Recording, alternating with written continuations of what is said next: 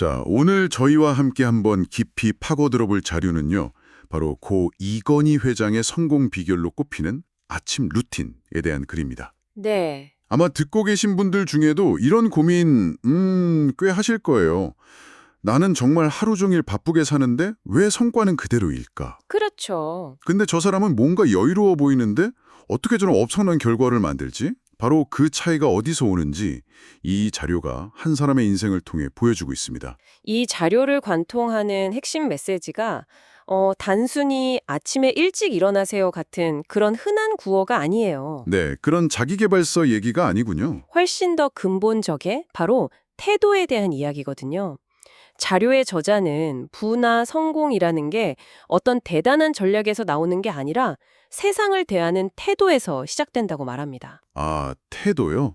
그리고 그 결정적인 태도를 만드는 곳이 바로 아침이라는 거죠. 우리 모두에게 주어진 이 24시간을 어떤 상태로 시작하느냐가 결국 인생의 격차를 만든다는 그런 통찰입니다. 그 상태라는 말이 정말 와닿네요. 이 글에서 저자 스스로도 아주 솔직한 고백을 하잖아요. 맞아요. 젊은 시절에는 그저 남들보다 더 오래, 더 많이 일하는 것만이 성공의 길이라고 굳게 믿었다고요. 네네, 그랬다고 하죠. 그런데 어느 순간 딱 깨달은 거죠. 아, 내가 쏟아붓는 시간하고 결과물이 정비례하는 게 아니구나. 바로 그 지점이죠. 그때부터 세계적인 성공가들을 아주 집요하게 관찰하기 시작했고 마침내 그들의 공통적을 발견하게 됩니다. 그게 바로 아침을 보내는 방식이 완전히 달랐다는 겁니다. 그 깨달음의 계기가 된 일화가 또 아주 흥미롭습니다. 1987년이었는데 당시 소니, 파나소닉 같은 일본 기업들이 세계 최고였잖아요. 그렇죠. 그 비밀이 너무 궁금해서 그 기업가들의 일상을 따라다녔다고 해요. 그런데 정말 놀랍게도 그들이 모두 새벽 5시면 어김없이 일어났다는 겁니다. 옷이요? 네. 근데 더 놀라운 건 일어나자마자 막 일에 달려드는 게 아니었다는 점이에요.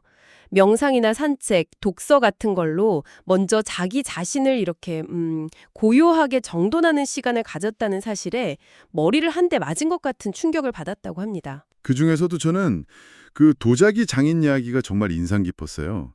새벽 4시 30분에 일어나서 묵묵히 마당을 쓰는 그 노장인이요. 아, 네, 그 이야기. 저자가 물었잖아요. 왜 매일같이 마당을 쓰십니까? 그랬더니 돌아온 대답이 이건 마당을 쓰는 게 아니라 내 마음을 쓰는 겁니다. 와, 마당이 정돈되면 마음이 정돈되고 마음이 정돈되어야 비로소 하루가 정돈되는 법이죠. 아, 정말 멋진 말 아닌가요? 그렇죠. 이 경험을 통해서 저자는 지난 수십 년간 자신에게는 나를 위한 아침이 단 한순간도 없었다는 걸 깨닫고 자신의 아침을 완전히 바꾸기 시작했다고 밝힙니다. 바로 그겁니다. 일을 위한 아침이 아니라 나를 위한 아침.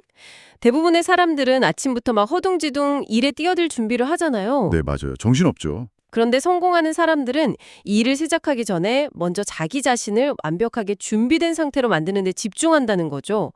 정신적으로, 신체적으로, 또 감정적으로 최상의 컨디션을 딱 만들어 놓고 하루를 시작하니까 출발선부터가 다를 수밖에요. 그렇군요. 결국 하루라는 경주에서 출발 신호가 울리기도 전에 이미 이겨놓고 시작하는 셈이네요. 그런 셈이죠. 좋습니다. 그럼 저자가 발견하고 평생 실천했다는 그 구체적인 가르침들, 그를 준비된 상태로 만들었던 5가지 아침 습관을 지금부터 하나씩 자세히 들여다보겠습니다. 이 모든 깨달음 이후에 저자의 아침이 구체적으로 어떻게 변했는지 궁금한데요. 그 변화의 첫 단추는 역시 절대적인 시간을 확보하는 것이었겠죠? 정확합니다. 그래서 첫 번째 가르침이 바로 새벽에 일어나는 것입니다. 역시. 저자는 이 새벽 시간을 누구에게도 그 어떤 일에도 방해받지 않는 신선한 나만의 시간이라고까지 표현해요. 애플의 팀 쿡이 새벽 3시 45분, 스타벅스의 하워드 슐츠가 4시 30분에 일어나는 예를 드는데 이게 단순히 일을 더 많이 하려고 그러는 게 아니라는 점을 분명히 합니다. 아, 그게 아니군요. 네, 오히려 더 나은 사람이 되기 위한 시간을 갖기 위해서라는 거죠. 더 나은 사람이 되기 위한 시간이라. 일이 아니라 사람의 초점을 맞춘다는 게 굉장히 신선하네요. 그럼 그 신성한 시간에 구체적으로 뭘 했는지가 중요하겠군요. 물론이죠. 그냥 일찍 일어나서 멍하니 있는 건 아닐 테니까요.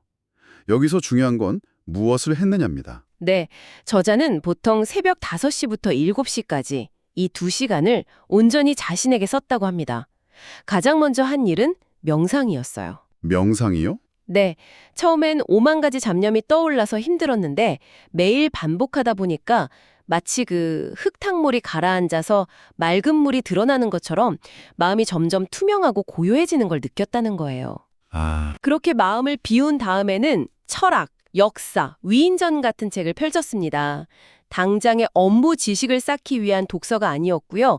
인간과 세상을 깊이 이해하는 지혜를 얻기 위한 독서였죠. 듣고 보니까 이 모든 과정이 결국 자기 자신에게 오롯이 투자하는 시간이군요. 그랬죠. 혹시 지금 일어나자마자 스마트폰부터 확인하는 게 습관이 된 분들 좀 뜨끔하지 않으신가요? 이 자료에 따르면요, 바로 그 행동이 하루의 주도권을 스마트폰 알림이나 다른 사람 메시지에 그냥 넘겨주는 것과 같다고 아주 날카롭게 지적합니다. 네, 아침의 주인이 내가 아니라 세상의 소음이 되어버리는 거죠. 하루의 시작을 수동적으로 반응하면서 시작할 거냐, 아니면 내가 능동적으로 설계하며 시작할 거냐. 와, 그 차이네요. 네, 새벽 시간의 확보는 바로 그 능동성을 되찾는 첫걸음인 셈입니다. 자, 그렇게 누구의 방해도 받지 않는 고요한 시간을 확보하고 명상과 독서로 내면을 채웠습니다. 이제 정신적인 준비는 어느 정도 된 것 같은데 네. 근데 또 건강한 정신은 건강한 육체에 깃든다는 말도 있잖아요. 몸을 깨우는 과정도 있었을 것 같아요. 네, 바로 그 부분이 두 번째 가르침인 아침에 몸을 깨우는 것으로 이어집니다. 뭐 거창한 운동을 이야기하는 게 아니에요. 헬스장 가고 이런 거 아니고요. 네, 그런 게 아니라 매일 아침 간단한 스트레칭과 걷기를 예외 없이 실천했다고 합니다. 여기서 핵심은 강도가 아니라 꾸준함입니다. 예외 없이. 이 말이 마음에 딱 박히네요.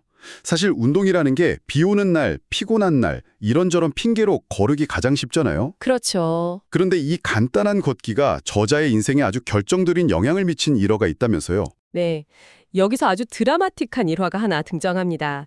1990년대 중반이었는데요.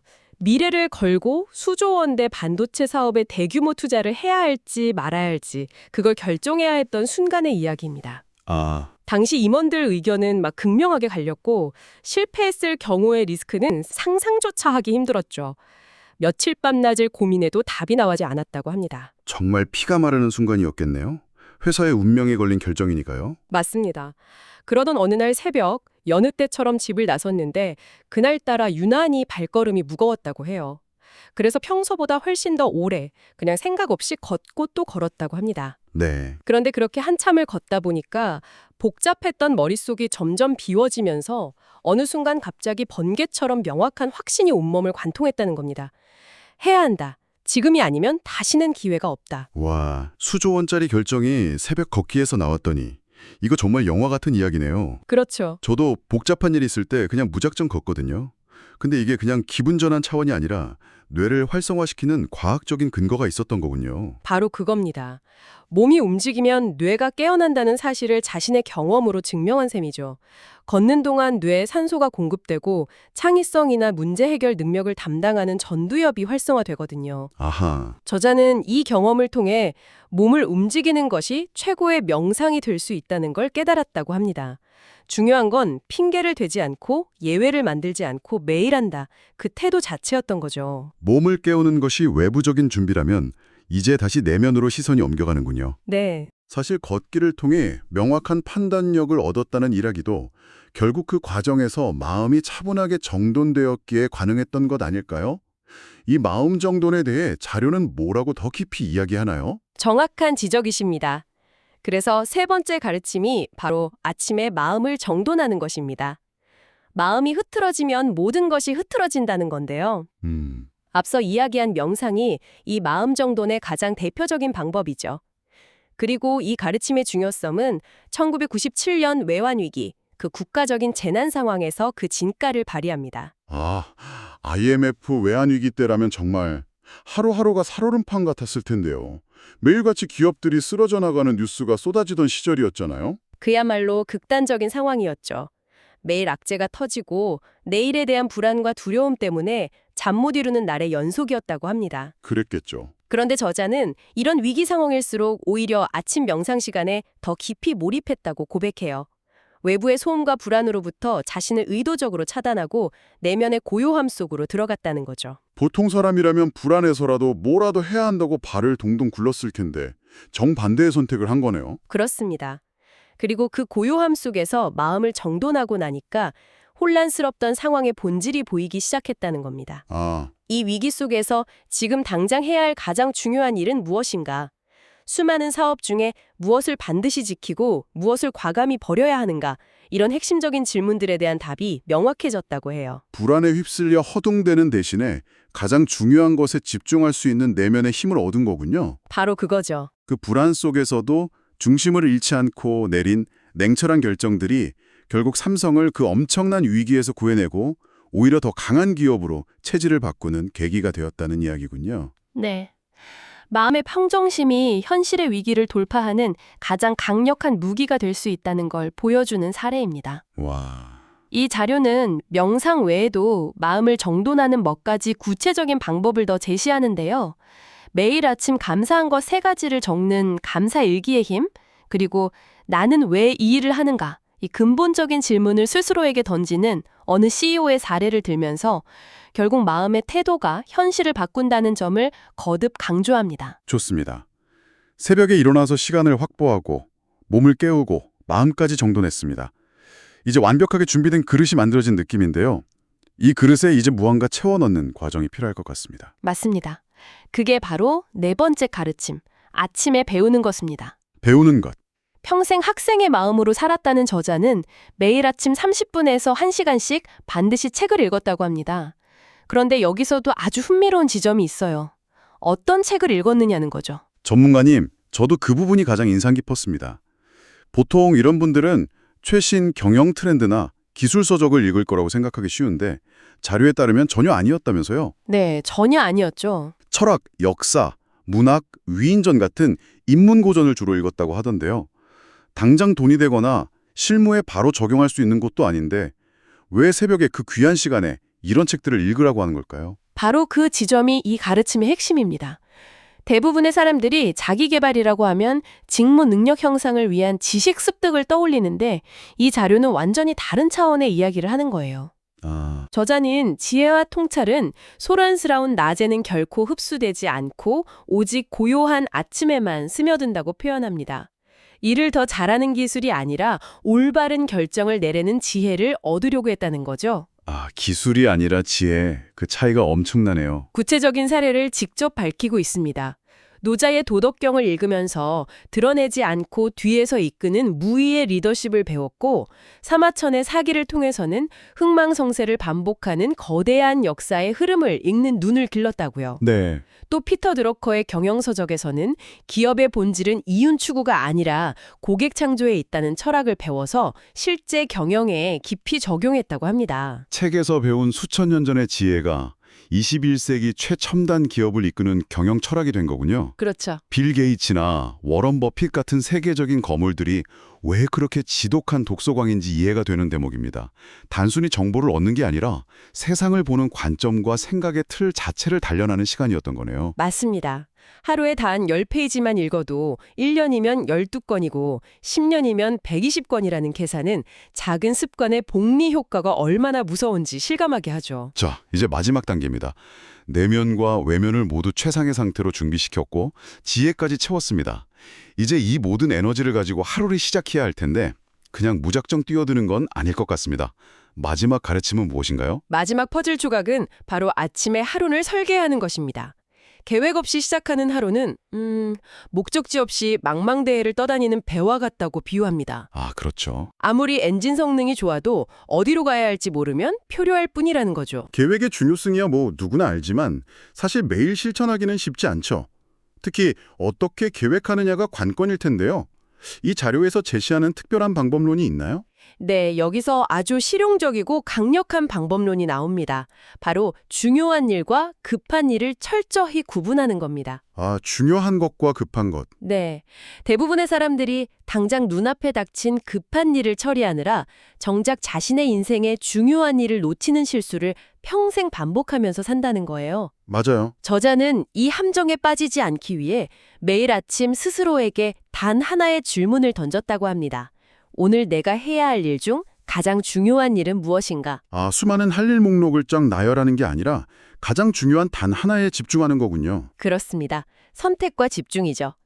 그렇게 정해진 가장 중요한 일 딱 한 가지를 그날의 1순위 목표로 삼고 다른 건 못해도 이것만은 반드시 끝낸다고 다짐했다는 겁니다. 네네. 그리고 그 일을 중심으로 나머지 시간과 업무들을 구조화해서 하루를 설계했다고 해요. 마치 건물의 가장 중요한 기둥을 먼저 세우고 나머지 부분을 조립해 나가는 것처럼요. 듣기만 해도 하루의 밀도가 달라질 것 같습니다. 수많은 급한 일들의 파도에 휩쓸려 다니는 게 아니라 내가 정한 중요한 일이라는 굳건한 닻을 내리고 하루를 보내는 거니까요. 그렇죠. 1993년에 있었던 그 유명한 신경영 선언 같은 거대한 변화도 어느 날 갑자기 나온 게 아니라 몇 달에 걸쳐 매일 아침 이런 식으로 생각하고 계획을 다듬었기에 조금도 흔들리지 않고 추진할 수 있었다는 고백은 아침 계획의 힘이 얼마나 대단한지 보여주는 것 같습니다. 네. 오늘 저희가 함께 살펴본 이건희 회장의 5가지 아침 루틴, 다시 한번 정리해 볼까요? 첫째, 새벽 시간을 확보해서 온전히 자신에게 투자하고, 네, 자신만의 시간. 둘째, 걷기와 같은 꾸준한 활동으로 몸을 깨우고, 셋째, 명상으로 마음을 고요하게 정돈하고, 넷째, 고전을 읽으며 지혜를 배우고, 마지막 5째, 가장 중요한 일에 집중해서 하루를 명확하게 설계하는 것. 이 5가지는 개별적인 행동이라기보다는 사실 하나의 목표를 향해 유기적으로 연결된 시스템이라고 봐야 합니다. 하나의 시스템이군요. 그 목표는 바로 하루를 완벽하게 준비된 상태로 시작하는 것이죠. 한번 상상해 보세요. 대부분의 사람들이 알람 소리에 겨우 일어나서 정신없이 출근 준비하고 붐비는 대중교통에 시달리면서 회사에 도착했을 땐 이미 에너지라 방전된 상태로 하루를 시작합니다. 아, 정말 그렇죠. 반면에 어떤 사람은 이미 몸과 마음이 최상의 컨디션으로 예열되어 있고 그날의 명확한 목표와 계획까지 세운 상태로 여유롭게 하루를 맞이합니다. 이 차이가 하루, 한 달, 10년 이 쌓이면 어떻게 될까요? 와, 그게 바로 인생의 격차를 만든다는 것이 이 자료의 최종 메시지입니다. 저자는 이 모든 과정이 처음부터 쉬웠던 건 아니라고 솔직하게 이야기합니다. 수없이 실패하고 다시 시작했지만 결코 포기하지 않았다고요. 네. 그러면서 지금 당장 이 모든 걸 따라하려고 애쓰지 않아도 좋다고, 단 30분만 일찍 일어나서 그 시간을 온전히 자신에게 투자해보라고 따뜻하게 권합니다. 30분이요. 네. 가령 5분은 조용히 호흡하고, 10분은 스트레칭, 10분은 책 읽기, 마지막 5분은 오늘 할 가장 중요한 일 한 가지를 생각해보는 거죠. 이 작은 30분이 당신의 인생을 바꾸는 첫걸음이 될 것이라고요. 이 자료는 마지막에 당신의 아침은 어떻습니까? 라는 아주 직접적인 질문을 당신에게 던지면서 끝을 맺습니다. 네. 여기서 한 걸음만 더 나아가서 이런 질문을 스스로에게 던져보시면 어떨까 싶어요. 내일 아침 이 5가지를 완벽하게 따라하는 것과는 별개로 오롯이 나 자신을 위한 투자라고 부를 수 있는 단 하나의 행동을 딱 10분만 한다면 그건 무엇일까? 어쩌면 그 질문에 대한 답을 찾는 것, 그것이 당신의 내일을 바꾸는 가장 현실적인 첫걸음이 될지도 모르겠습니다. 오늘 나눈 이야기가 여러분에게 생각할 거리를 주었다면 긍정적인 피드백을 남겨주세요. 더 듣고 싶은 주제가 있다면 여러분의 의견을 알려주세요. 여러분의 피드백은 다음 이야기를 준비하는 데 큰 도움이 될 겁니다. 다음 이야기들을 놓치지 않으려면 구독과 알림을 설정하세요. 여러분의 선택 하나하나가 여러분의 삶을 만들 겁니다.